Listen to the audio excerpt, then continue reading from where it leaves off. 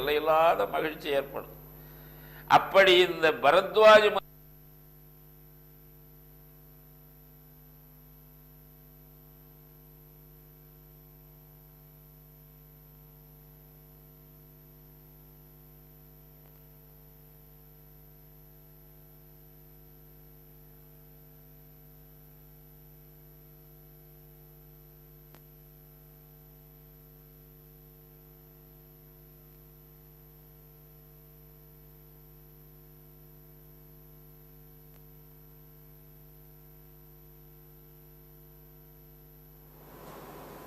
ஐந்து கரத்தனை யானை முகத்தனை இந்தின் இளம் பிறை போலும் எயிற்றனை நந்தி மகந்தனை ஞான கொழுந்தினை புந்தியில் வைத்து அடி போற்றுகின்றேனே. நீடாழி உலகத்து மறை நாளோடு ஐந்தாக நிலை நிற்கவே வாடாத தவவாய்மை முனிராஜன் மகாபாரதம் சொன்ன நாள் ஏடாக வடமேறு வெற்பாக அம்கூர் எழுத்தாணி தன் கோடாக எழுதும் பிரானை பணிந்து அன்பு கூர்வாமரோ. அன்பர்களே, தாய்மார்களே, குழந்தைகளே, பெரியோர்களே, இளைஞர்களே, சீட்டியன் நேயர்களே, எல்லாம் வல்ல இறைவன் திருமுருகனுடைய தனிப்பெரும் கருணையினாலே இன்றைக்கு மகாபாரதத்திலே 20வது பகுதியாக இதுதான் நட்பா என்ற தலைப்பிலே சில நல்ல செய்திகளை உங்களுக்கு வழங்குவதற்கு பெற்ற இந்த நல்ல வாய்ப்பை உண்மையிலேயே மிகச்சிறந்த வாய்ப்பாக கருதி முதலில் உங்கள் அனைவருக்கும் என்னுடைய பணிவான வணக்கங்களை தெரிவித்துக் கொள்ளுகிறேன். கௌரவர்களுக்கும் பாண்டவர்களுக்கும் பீஷ்மர் மிகச்சிறந்த ஆசிரியரை கொண்டு எல்லா கலைகளையும் கற்றுத்தர வேண்டும் என்று மிக விரும்பி கிருபாச்சாரியர் என்கின்ற மிக உயர்ந்த ஆசிரியரை ஏற்பாடு செய்கிறார். அந்த கிருபாச்சாரியார் யார் என்று சொன்னால் கௌதம முனிவருடைய மகனுக்கு மகன். இந்த தாத்தாவுடைய பெருமையை பேரனுக்கு கொண்டு வந்து சேர்க்கிறார். அப்ப இவருடைய சொந்த தகப்பனார் அவ்வளவு பெருமை உடையவர் இல்லையா என்றால் உண்டு. அவருக்கு சரத்வன் என்று பெயர். அது வடமொழி சொல். அம்புகளோடு பிறந்தவன் ஆகையினாலே அவனுக்கு சரத்வந்த் என்று பெயர் வருகிறது. அந்த அம்புகளோடு பிறந்த அவன் எல்லா வித்தைகளிலும் மிகச் சிறந்தவனாக விளங்குகிறான். எல்லா கலைகளிலும் வேதங்களிலும் மிகச் சிறந்தவனாக வளர்கிறான். யார்? கௌதம முனிவருடைய மகன் சரத்வந்த் என்று அவருடைய பெயர். பிறக்கிற பொழுதே அம்புகளோடு பிறக்கிறான் அவன். அதனாலே அவனுக்கு சரம் என்று சொன்னால் அம்பு, வன் என்றால் அந்த அம்புகளோடு பிறந்தவன் என்று அவனுக்கு அந்த பெயர் வருகிறது. எல்லா கலைகளையும் கற்று தேர்ந்த பின்னர் கற்றதனால் ஆய பயன் என்கொல் வால் அறிவன் நற்றாள் தொழார் எனின் என்று திருவள்ளுவர் பேசுவார். ஆகவே கற்றது போதும், இனி நாம் கடவுளுடைய திருவடியை சென்று சேர வேண்டும் என்று கடுமையான தவத்தை மேற்கொள்ளுகிறார் அந்த சரத்வந்த் என்கின்ற அந்த முனிவர். அப்படி மிகப்பெரிய உன்னதமான தவத்தை அவர் மேற்கொள்ளுகிற பொழுது இந்திரனுக்கு எப்போதுமே இன்னொருவர் நல்ல வேலை செய்தால் அவனுக்கு பிடிக்காது. அவர்கள் எப்படியாவது கெடுப்பான். அதற்கென்றே பல பெண்களை அவன் வைத்திருக்கிறான். அவன் ஒரு அழகான பெண்ணை தேர்ந்தெடுத்து அவனுடைய பெயர் ஜானபதி என்கிற ஒரு பெண்ணை தேர்ந்தெடுத்து நீ போய் இந்த சரத்வன் செய்கிற தவத்தை எப்படியாவது கெடுத்து விட வேண்டும் என்று அனுப்புகிறான். அந்த சரத்வன் செய்து கொண்ட தாவம் செய்து கொண்டிருக்கிற இடத்திற்கு இந்த ஞானபதி என்கிற பெண் போய் தன்னுடைய ஆடல் பாடல்களினாலே அவருடைய கவனத்தை சிதைக்கிறார். அப்படி அவருடைய கவனம் சிதைகிற பொழுது அவருடைய உயிர் சத்து அப்படியே வெளிப்பட்டு பக்கத்திலே இருக்கிற ஒரு நாணல் கட்டையிலே, ஒரு கட்டையிலே ஒரு பெண்ணாகவும் இன்னொரு கட்டையிலே ஒரு ஆணாகவும் அங்கே 2 குழந்தைகள் உண்டாகிறார். தன்னுடைய தவம் கலைந்ததிலே அந்த சரத்வன் என்கின்ற அந்த முனிவருக்கு மிகப்பெரிய சங்கடம். நாம் மிக உயர்ந்த நோக்கத்திலே வாழ்ந்து கொண்டிருக்கிற பொழுது நடுவிலே இடையூறு வந்தால் நம்மால் சில பேரால் தாங்கிக் கொள்ள முடியாது. அதற்கு என்ன செய்வது? நடந்தது நடந்து விட்டது என்று நாம் மேற்கொண்டு அந்த தவத்தை தொடர்ந்து செய்திருக்க வேண்டும்.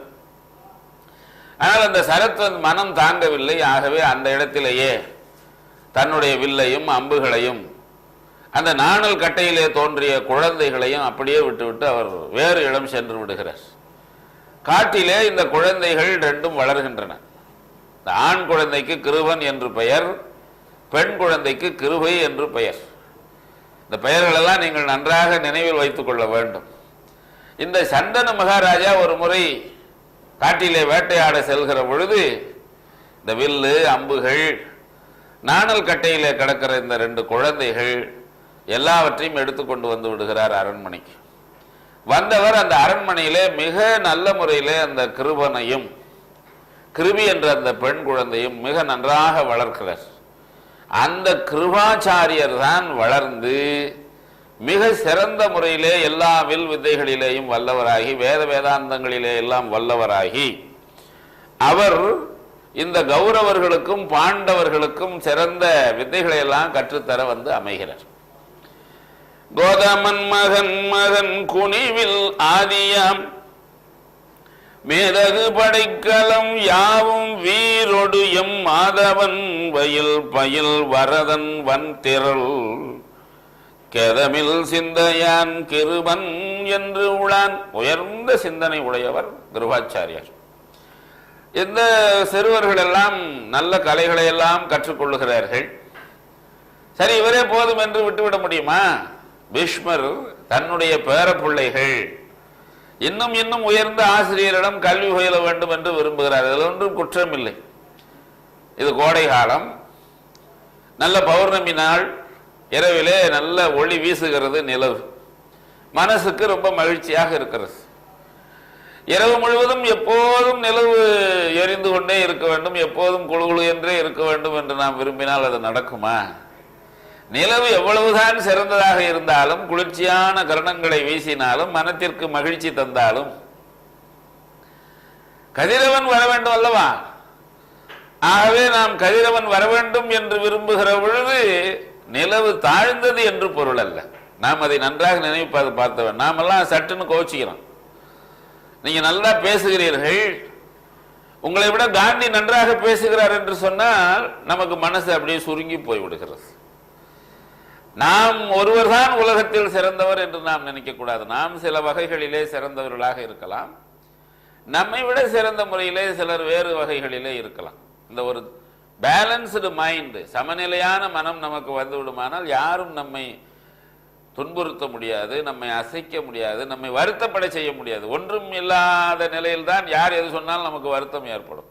நாமே இரண்டையும் நினைத்து விடுவோமே, ஆனால் இன்னொருவர் சொல்லி நாம் வருந்துகிற நிலை இருக்காது. இந்த அழகான ஒரு பாடலிலே வில்லிபுத்தூராழ்வார், இந்த தமிழினுடைய இனிமை என் பேச்சை விட வில்லிபுத்தூராழ்வாருடைய பாடல் இனிமையானது என்கின்ற ஒரே காரணத்திற்காகத்தான் கொஞ்சம் கூடுதலாக நான் இந்த வில்லி பாரத பாடல்களையும் ராமகாதையின் பாடல்களையும் நான் உங்களுக்கு சொல்லுகிறேன். தமிழன் தமிழையே மறந்து விடுவானோ என்ற ஒரு சங்கடமான நிலை ஏற்படுகிறது. பல பேர் அதை இட்டுக்கட்டி சப்பை கட்டு கட்டி தமிழ் அழியாது என்றெல்லாம் பேசிக் கொண்டிருக்கிறார்கள். எங்காவது ஒரு உலகத்தின் ஒரு கோடியிலே ஒரு தமிழன் இருக்கிற வரை தமிழ் அழியாது என்று சொல்லுகிறார்கள். ஆனால் அந்த தமிழன் என்ன பேசுகிறான் என்றால் ஓகே, நோ ப்ராப்ளம் என்கிறான். எங்கே இருக்கிறது தமிழ்? ஆகவே இந்த ஒலி, இந்த வெளியிலே வான மண்டலத்திலே நாம் பேசியாவது, பலர் இப்படி சொற்பொழிவாளர்கள் பேசியாவது அந்த தமிழ் ஒலி நிலையாக இருக்க வேண்டும் என்ற ஆர்வத்தினாலே தான் நான் அடிக்கடி இந்த பாடல்களை சொல்லுகிறேன். பாடலை பாருங்கள். நிலவு குளிர்ச்சியான கரணங்களினாலே நம்மை மகிழ்ச்சி ஊட்டுகிறது. ஆனால் அந்த நிலவே போதும் என்று நாம் நின்று விடுவதில்லையே. பொழுது விடியாதா, கதிரவன் வரமாட்டானா, உதயசூரியன் வரமாட்டானா என்று நாம் நினைக்கிறோம் அல்லவா? பரிவுடன் இவன் படைபயிற்ற பின்னரும் குருபதி வேறொரு குருவை தேடினான். குருகுலத்தினுடைய தலைவனாக விளங்கக்கூடிய பீஷ்மர், குருவாச்சாரியார் நல்ல முறையிலே சொல்லித் தருகிறார். ஆசிரியர்கள் மாணவர்களுக்கு எப்படி சொல்லித்தர வேண்டும் என்று வரைமுறைகள் எல்லாம் பெரியவர்கள் வகுத்திருக்கிறார்கள். தோழனாக, பாசம் மிகுந்த தந்தையாக, தாயாக, பரிவோடு. குருகுல வாசம் என்று சொன்னால் பழைய காலத்திலே குருநாதருடைய வீட்டிலே இருந்து பணிவிடைகளை எல்லாம் செய்து எப்போது அவர் தம் பக்கம் திரும்புவார், என்ன சொல்லுவார்? பிற்றை நிலை முனியாது கற்கை நன்றே என்று பழமொழியே இருக்கிறது. பிச்சை புகினும் கற்கை நன்றே என்று இருக்கிறது. இப்போது யார் படிக்கிறார்கள்? எப்படியாவது பட்டம் வாங்க வேண்டும், அது எந்த வழியிலாவது வாங்க வேண்டும் என்று எல்லா குறுக்கு வழிகளையும் ஆசிரியர்களே சொல்லித் தருகிறார்கள். நாடு தேர்மா?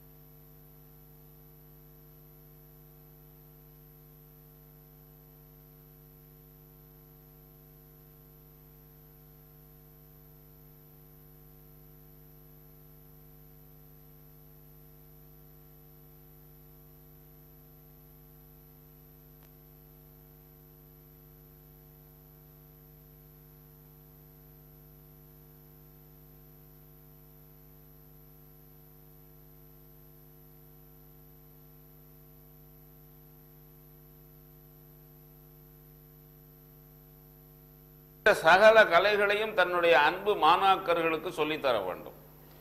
சொல்லித் தருகிற பொழுது ஏனோ தானோ என்று சொல்லித்தரக்கூடாது. இந்த கலைகளை எல்லாம் இந்த மாணாக்கர்கள் தம் நெஞ்சத்திலே பதிய வைத்துக் கொண்டு நம்மை விட சிறந்தவர்களாக உயர்ந்தவர்களாக வர வேண்டும் என்கின்ற பரிவு உணர்ச்சி இருக்க வேண்டும். அதைத்தான் முதல் சொல்லாக சொல்லுகிறார் வில்லிபுத்தூர் ஆழ்வார்.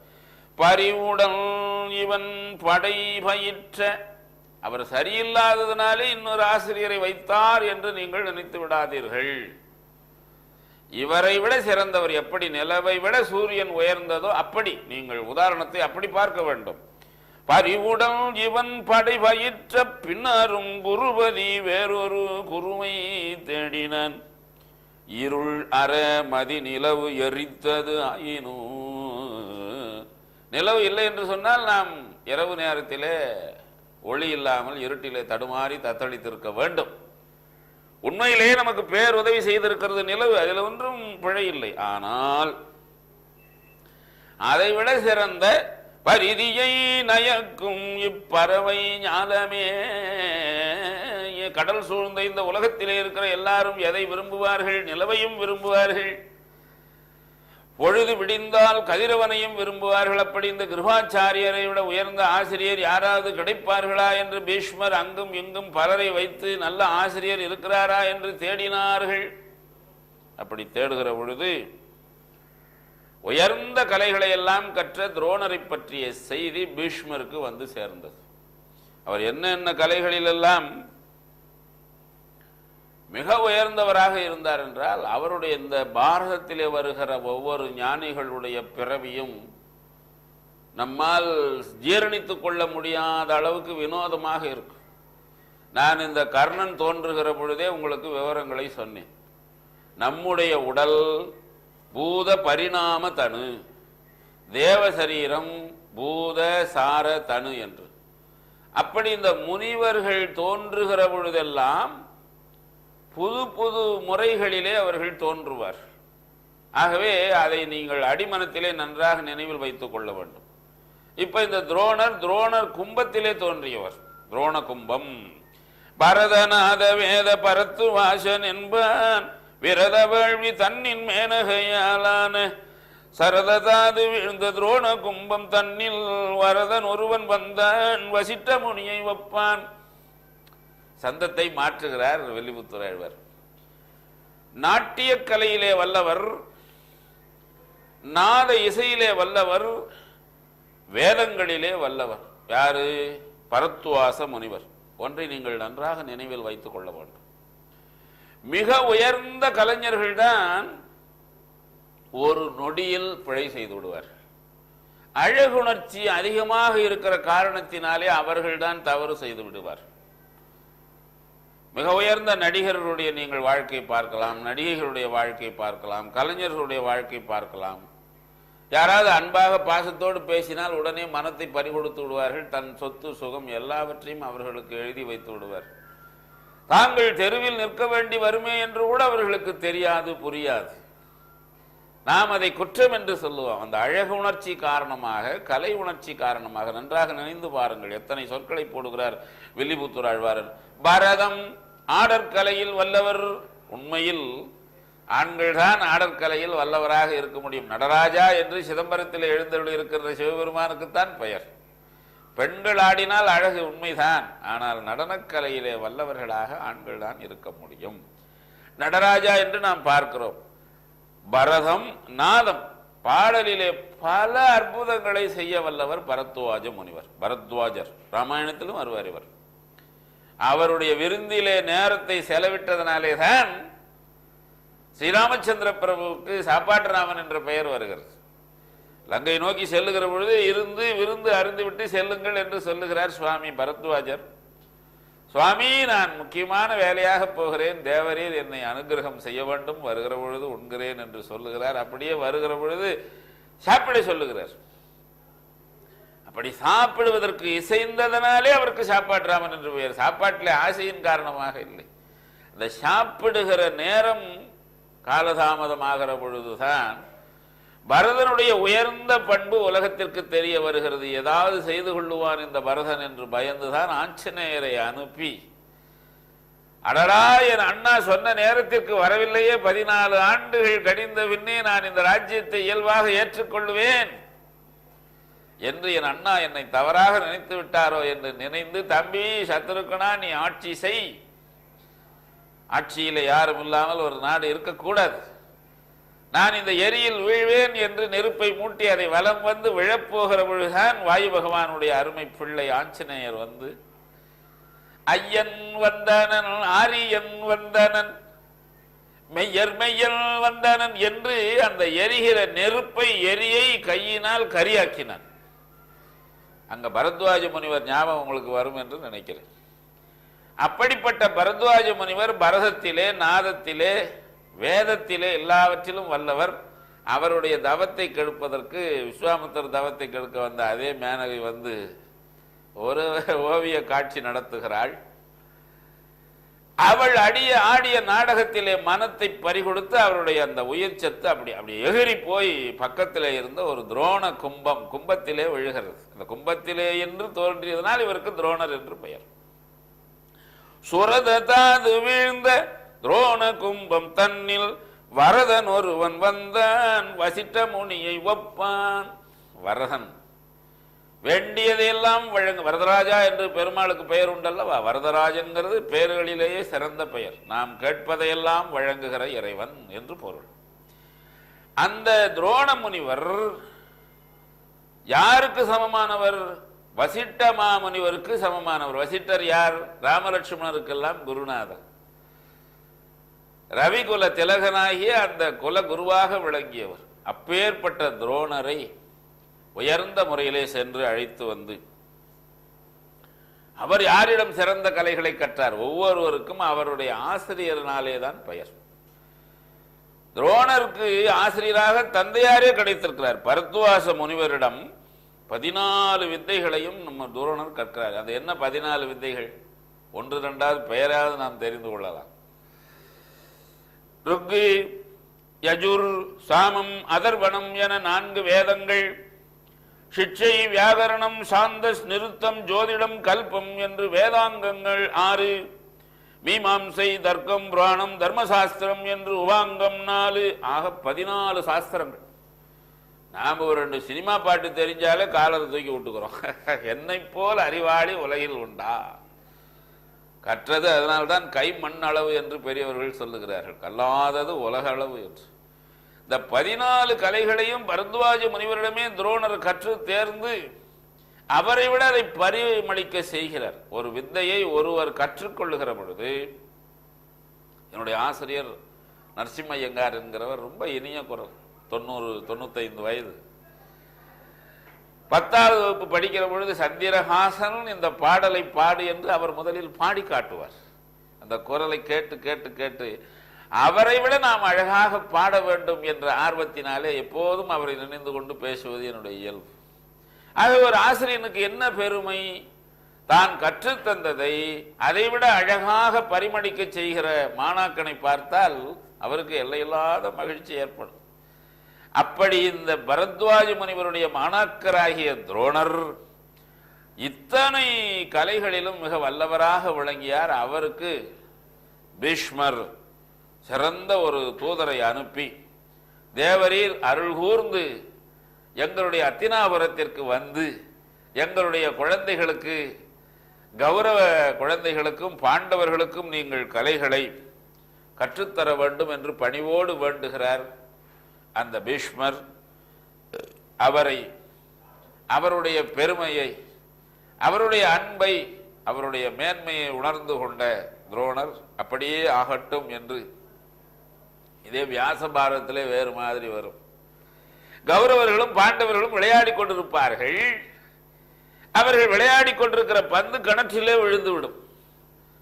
கிணற்றிலே விழுந்து கிணற்றிலே இறங்கி நீந்தி பந்தை எடுக்காமல் மேலே இருந்தபடியே எப்படி பந்தை எடுப்பது என்று அந்த வழியாக தன் அருமை மனைவி கிருபியோடு வந்த துரோணர் அந்த இளைஞர்களுக்கு கற்றுத்தருகிறார். ரொம்ப பெரிய வரலாறு அது. கிணற்றிலே குதிக்காமலேயே விழுந்த பந்தை எப்படி மேலே இருந்தே மந்திரங்களை சொல்லி அம்பை விட்டு அந்த அம்பு போய் அந்த பந்தை துளைக்காமல் அப்படியே பத்திரமாக மேலே கொண்டு வருவது என்று துரோணர் சொல்லிக் கொடுத்து அர்ஜுனன் நன்கு கற்று பந்தை மேலே கொண்டு வருகிறான். செய்தி அரண்மனையில் இருக்கிற பீஷ்மருக்கு செல்லுகிறது. ஆஹா, இந்த உயர்ந்த கலையின் நுட்பத்தை மிக உன்னதமாக தெரிந்து கொண்டு புரிந்து கொண்டு செய்தவர் துரோணராகத்தான் இருக்க முடியும் என்று அவரை முறைப்படி அழைத்து போற்றி தன் பிள்ளைகளுக்கு, பேர பிள்ளைகளுக்கு ஆசிரியனாக அந்த பீஷ்மர் வைத்துக் கொண்டார் என்று வியாச பாரதம் சொல்லும். அப்பேற்பட்ட அந்த துரோணரை பீஷ்மர் வேண்டி அழைக்க, அவர் அமராவதி நகரத்தை போல இருக்கக்கூடிய அத்தினாபுரி, அமராவதி என்று சொன்னால் இந்திரனுடைய தேவ உலகம், அந்த துரோணர் பீஷ்மரோடு பேசுகிற பொழுது தன்னுடைய பழைய வரலாற்றை சொல்லுகிறார். அங்கே யாகசேனன் என்கின்ற துருபதராஜன் இளமையிலே பள்ளியிலே படிக்கிற பொழுது, எதிர்காலத்திலே நான் மன்னனானால் என் ராஜ்யத்தில் பாதியை உனக்கு தருவேன், என்னுடைய நட்பின் மீது ஆணை என்று சொன்னான். அவனே பின்னால் பேச்சு மாறுகிறான். இதுதான் நட்பா என்று நாம் எல்லாம் வேதனைப்படுகின்ற அளவுக்கு அவன் நடந்து கொண்ட வரலாற்றை எல்லாம் நாம் அடுத்த திங்கட்கிழமை பார்ப்போமா?